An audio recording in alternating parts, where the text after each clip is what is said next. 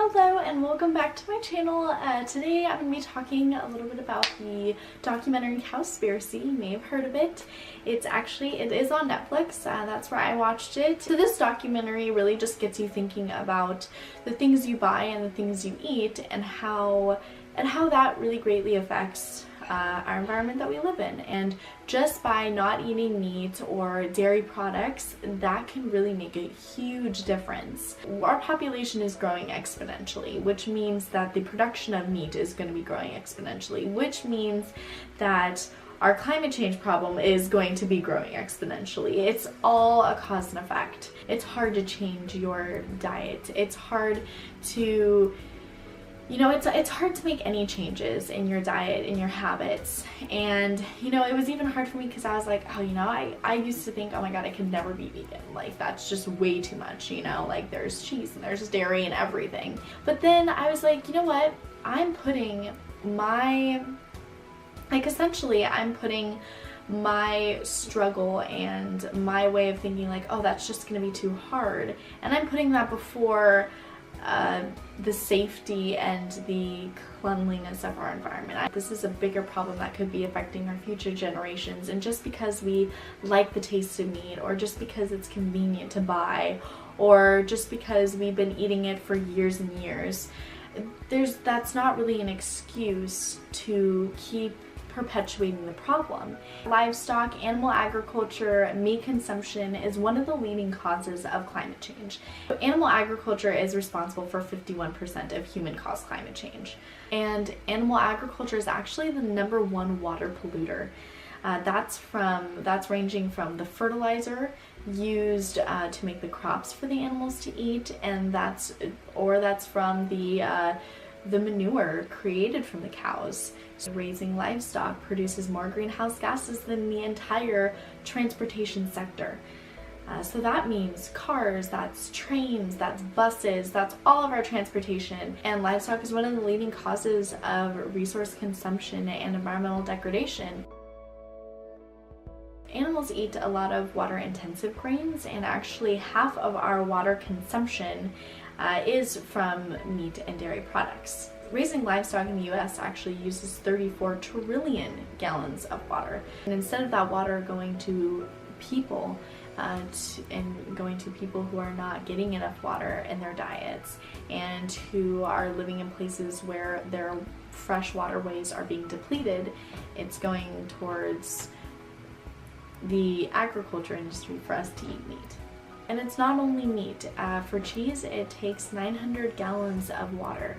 For eggs, it takes 477 gallons of water. 1 gallon of milk takes 1,000 gallons of water to produce. So raising animal for food is responsible for 31% of the world's water consumption.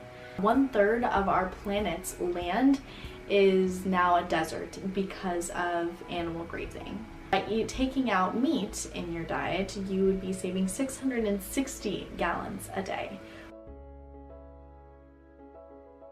Animal agriculture is actually the leading cause of ocean dead zones, habitat destruction, and species extinction.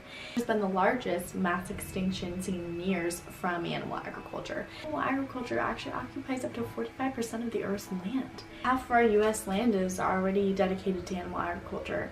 These companies cut down forests to grow GMO crops for these animals, for the cows to eat. An acre of rainforest is gone every second, and that's primarily because of animal agriculture and animal grazing.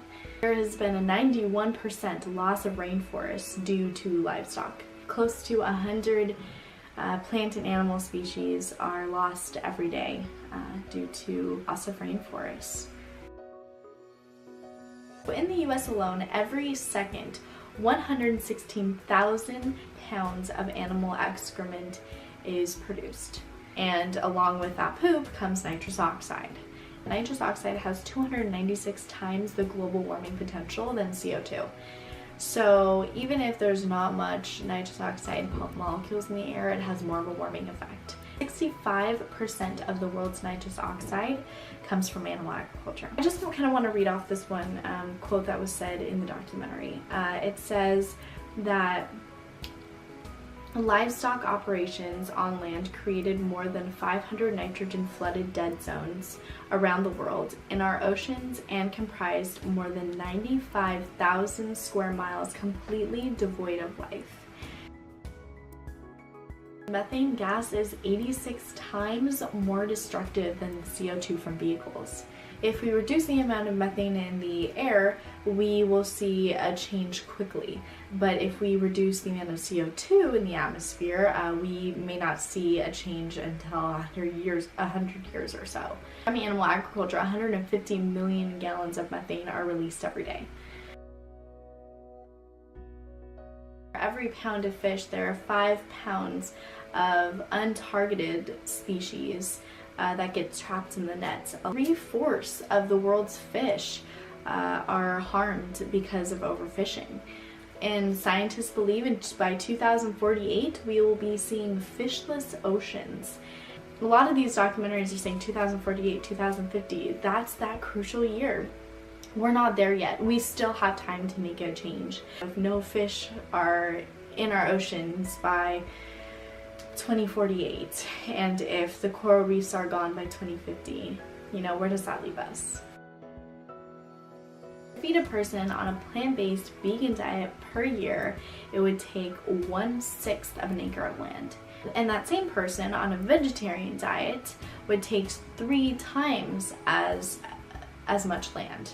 That's including if they're eating eggs and milk and dairy products. And the average US citizen who eats meat, eggs, dairy, and all of that, it would require 18 times more land.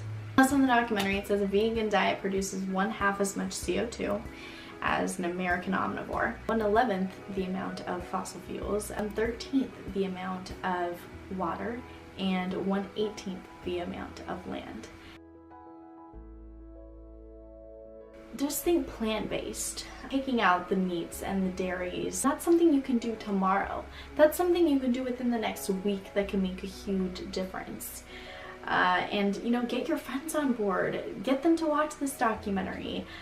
So it's super inexpensive. Actually, dairy is pretty expensive. Some dairy items and some meat items are pretty expensive, but vegetables will always be inexpensive and are always the healthier option as well. It's healthier to the planet, it's healthier for your body.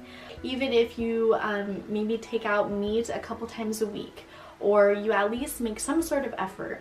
I encourage you to go with your friends and your family to the grocery store, go shopping together, and buy food items that don't contain animal products. As the documentary said, it said this one thing, it's like we don't want to be sustainable, we want to be thrivable. We want to thrive in how we live, and we want our future generations to be able to thrive. So again, I got all my information from the Cowspiracy documentary, and if you are interested in other ways that you can make a change, and if you are interested in this subject, I definitely recommend checking out the links below. One of the links is to the Cowspiracy website. It says that ways that you can make a change now. One of the ways is the 30-day vegan challenge that they have on their website. Others, they also have shareable information that you can share with others, and they also have a place to donate as well. So definitely check out the website if you are interested, and I really do encourage you to get involved within your community and let other people know about this issue. Definitely spread the word, get this information out, and I really hope you all enjoyed this video, and don't forget to subscribe to my channel, and I will see you next time.